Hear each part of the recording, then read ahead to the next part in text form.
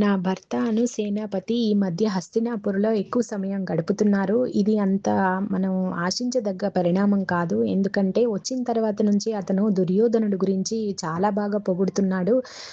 నీకు తెలుసు కదా! కౌరవులకి, పాండవులకి కొంత గొడవలు జరుగుతున్న విషయం నీకు తెలుసు కదా! అంటూ బాధపడుతుంది అంబ. అప్పుడు సుజాత అంటుంది, "ఈ రాజకీయ పరిణామాల గురించి ఎక్కువగా ఆలోచించకు" అని చెప్తూ, చూడు పిల్లలు ఎంత చక్కగా ఆడుకుంటున్నారో, కాశినిని, ఈశాన్ని చూడు, నువ్వు ఆ విషయాల గురించి ఆలోచించకు" అని తనతో చెప్తుంది. అప్పుడు అంబ సరే అంటూ తన మళ్ళీ ఆ రుక్మిణీమాత గురించిన విషయాలు మాట్లాడుతుంది. రుక్మిణీమాత యొక్క వివాహం జరిగిన తర్వాత, ద్వారకకొచ్చిన తర్వాత ఈ రాజకీయ ఆహ్, ఏమంటారు రాజకీయాలు, తర్వాత అక్కడ ఆహ్ నిర్వహణ బాధ్యతలు ఇవన్నీ చూసుకోవడం కోసం శ్రీకృష్ణుల వారు ద్వారకలో ఒక ప్యాలెస్‌ని నిర్మించారనమాట. ఒక భవంతిని. ఇంకొకటేమో ఇంకొక ఐలాండ్ ప్లేస్‌లో ఒక ద్వీపంలో ఆయన నిర్మించారు. ఈ భవనంలో ఆమెను తీసుకొచ్చినప్పుడు, ఈ నిర్వహణ బాధ్యతలు చూసుకునే ఒక రాజరికపు భవనంలో ఆమెని తీసుకొచ్చినప్పుడు రుక్మిణీమాత ఎనకాల ఆ యొక్క భవంతికి వెనుక భాగంలో ఖాళీ స్థలంలో ఆమె నడుస్తున్నప్పుడు ఆవిడకి అక్కడ అంబికాదేవి అంటే పార్వతీమాత రూపం కనపడుతుందనమాట. ప్రత్యక్షమవుతుంది. ప్రత్యక్షమవుతూ అక్కడ చాలామంది మహిళల దుస్థితిని చూపిస్తుంది. ద్వారకలో ఉన్నటువంటి నిరాశ్రయులు, తర్వాత చాలా వదిలివేయబడిన మహిళలు, వీళ్ళ యొక్క దుస్థితి చూడు అంటూ ఆవిడ చూపిస్తుంది. అంటే వాళ్ళందరినీ నువ్వు పట్టించుకోవాలన్నట్టుగా ఆమెకి ఒక మెసేజ్ లాగా తెలుస్తుంది రుక్మిణీమాతకి, పార్వతీమాత నుంచి. అప్పుడు వెంటనే కృష్ణుల వారిని అడిగి అక్కడ ఈ మహిళల సంరక్షణ గృహం ఒక భవంతిని నిర్మిస్తారనమాట రుక్మిణీమాత. అలా ఈ నిర్మాణం జరిగింది అని చెప్పి సుజాతకి అంబ చెప్తుంది. అందుకనే మధ్య భాగంలో, ఈ గృహం యొక్క మధ్య భాగంలో అంబికాదేవిని ప్రతిష్ఠ చేస్తూ దాన్ని నిర్మించారు. ఒక చిన్న మందిరాన్ని నిర్మించారనమాట. ఇలా చెప్తున్నప్పుడు ఇంకొక విషయం తెలుసా సుజాత? అంబికాదేవి ప్రత్యక్షమైనప్పుడు రుక్మిణీమాతకి చెప్పారట, "విదర్భలో నీ కోసం చాలామంది యోగినులను నేను పంపించాను గదా! ఇక్కడ మాత్రం నువ్వు యోగినుల్ని భవిష్యత్తు కోసం తయారు చేయవలసింది" అని చెప్పారట అని చెప్పి అంబ చెప్తుంది.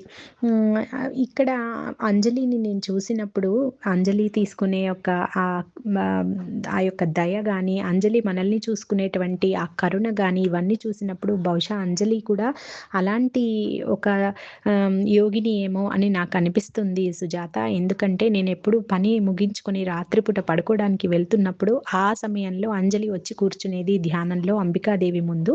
అలా కూర్చొని తెల్లవారి పొద్దున వరకు, మరుసటి దినం పొద్దున వరకు ఆవిడ అలాగే గాఢ ధ్యానంలో ఉండిపోయేది. చాలా రాత్రులు, ఎన్నో సంవత్సరాలు ప్రతి రాత్రి ఆమె అక్కడికి రావడము, మళ్ళీ పొద్దున మాత్రమే ఆమె గాఢ ధ్యానంలోంచి లేవడము నేను ఎన్నో సార్లు చూశాను. నీకెప్పుడైనా వీలు కుదిరినప్పుడు నువ్వు ఆవిడని అడుగు, ఆవిడ ఎక్కడి నుంచి వచ్చింది ఏంటి అని చెప్పి అడుగుతుంది అంబ సుజాతని.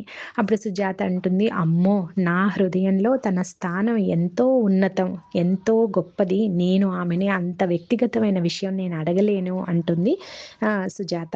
అప్పుడు అంబ అంటుంది, "నువ్వు నాకు తెలిసి ఒక చిన్న స్పెషల్ ఫీలింగ్ ఉంది కాశినికి తర్వాత సుజాత మీద, కాశిని మీద" అంటూ అంబ అంటుందనమాట. "నీకు కాశిని మీద, నీ మీద అంజలికి ఒక మంచి అభిప్రాయం ఉంది కాబట్టి నువ్వు అడుగు" అని చెప్పి అంబ అడుగుతుంది.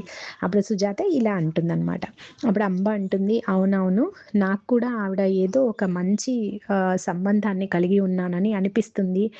నా నా సోదరి, నా యొక్క పెద్ద సోదరి ఉంటే ఎలా ఉంటుందో నేను అలా భావం చేస్తాను అంజలిని" అంటూ అంబ చెప్తుంది. ఇలా వీళ్ళిద్దరిది అయిపోతుంది. తర్వాత అంబ వెళ్ళిపోతుందనమాట. ఒక సంవత్సరం తర్వాత మళ్ళీ మామూలుగా తన యొక్క పనిలో తను మునిగిపోతుంది సుజాత. ఇలా ఒక రోజున ఏం జరుగుతుందంటే, ఒక ఉద్యానవనంలోకెళ్ళి కాసేపు అలా వాళ్ళ బాబుని తీసుకొని వెళ్తుంది. వాళ్ళ బాబు ఆడుకుంటూ పడుకుంటానని చెప్పి వాళ్ళ అమ్మ దగ్గరికి వస్తాడు. అప్పుడు ఒళ్ళో పడుకోబెట్టుకుంటుంది. తనకు కూడా కొంచెం మత్తుగా ఉంటుంది. ఆ రోజు ఎందుకో అసాధారణంగా అనిపిస్తుంది తనకి. ఇదేంటి ఇప్పుడు నాకు నిద్రొస్తోంది అనుకోని, సరే కాసేపు అలా పడుకుందాం అని ఆ గడ్డి మీదనే ఇద్దరు తల్లి కొడుకు పడుకుంటారు. పడుకున్న తర్వాత ఒక చల్లటి గాలి వీయడము, ఒక అద్భుతమైన ప్రేమ స్పర్శ తనకి తగులుతుంది. మళ్ళీ ఉద్ధవ్ యొక్క ఉనికి తనకి మళ్ళీ అవగతమైంది. ఉద్ధవ్ వస్తాడనమాట తన దగ్గరికి. వచ్చి అంటాడు, "మాలిని, నువ్వు చాలా బాగా పెంచుతున్నావు మన బాబుని.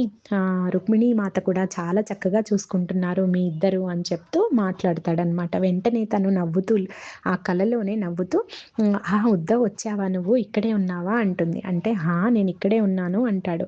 అన్న తర్వాత అప్పుడు వాళ్ళిద్దరూ కూర్చుని మాట్లాడుకుంటారు. మాలిని, ఇంక నేను వెళ్ళవలసిన సమయం ఆసన్నమైంది. ఇప్పుడు నువ్వు ధైర్యంగానే నువ్వు చూసుకుంటున్నావు బాబుని. ఆ మాత సహాయం కూడా నీకు ఉంది కాబట్టి నేను వెళ్ళవలసిన, నాకిప్పుడు ఇంకా ఏ రకమైన బాధ, భయము లేదు. నువ్వు ఇంకా ఏడవడానికి అట్లా నువ్వు ఏమి చెయ్యకు, ఏడవద్దు నువ్వు. నువ్వు గనక విచారం చేశావంటే నేను మళ్ళీ వెనక్కి రావాల్సి ఉంటుంది. కాబట్టి నువ్వు ధైర్యం ఇప్పుడున్నట్టుగానే ఇక ముందు కూడా ఉండు. నేను నిశ్చింతగా వెళ్ళగలుగుతాను అని చెప్తూ తను వెళ్ళడానికి ఆమెని అనుమతి అడుగుతాడనమాట.